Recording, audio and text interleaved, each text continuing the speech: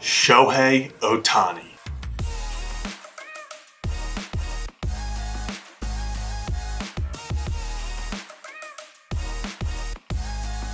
Quite possibly the greatest athlete we've seen in any sport, Ohtani puts on a show every single time he steps foot on the field. From 10 plus strikeout games to 490-foot home runs, Shohei Ohtani is the equivalent of 2 perennial all-stars put into one.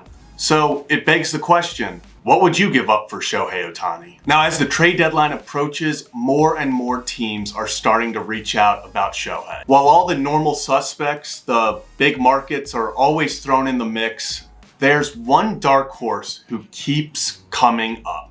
The Orioles. What about the Baltimore Orioles? Shohei Ohtani to Baltimore? Question mark? Yes, the Baltimore Orioles. In this video, we're taking 3 different trades from 3 different publications, from least realistic to most realistic, and we're going to break down what the price point should be for a rental of Shohei Ohtani. Now, before we get into it, let's make one thing clear. Jackson Holliday is not being traded.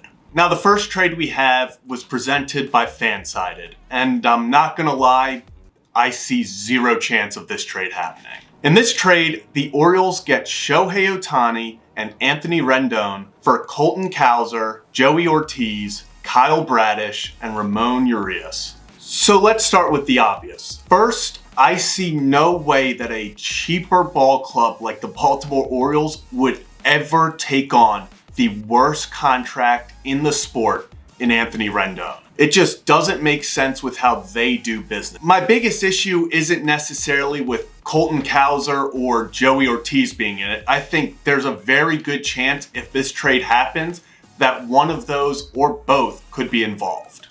My biggest issue is with Kyle Bradish. So far this year, Kyle Bradish has been the most impressive pitcher for the Baltimore Orioles. And at just 26 years old, I don't see a way the Orioles give up a young, controllable pitcher already showing his potential for a Shohei Ohtani rental. Now, while the Angels would probably love for this trade to happen, I don't see any way that Mike Elias and company even contemplate a trade like this. The next trade is brought to you by Sports Illustrated. In this trade, the Orioles acquire Shohei Ohtani and Hunter Renfroe in exchange for Colton Cowser, Heston Kjerstad, Cade Povich, Drew Rom, Carter Baumler, and Carter Young.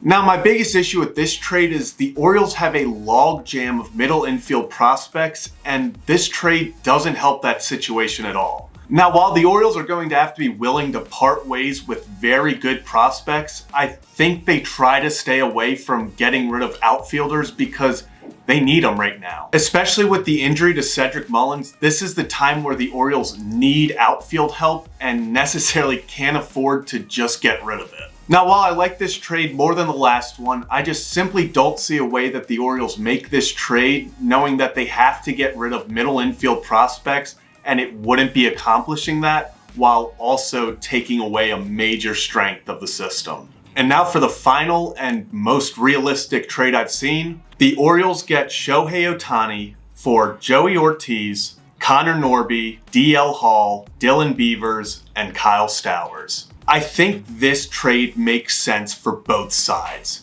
The Angels get 2 top 100 prospects in Joey Ortiz and Connor Norby, a former top 100 prospect in DL Hall, an outfielder that's flying through the ranks in Dylan Beavers, and another outfielder in Kyle Stowers who has so much talent but just hasn't been able to put it together on the Orioles. Now, while this is an absolute haul for the Angels, it actually makes a lot of sense for the Orioles as well. Like I said earlier, the Orioles have a massive logjam at middle infield prospects.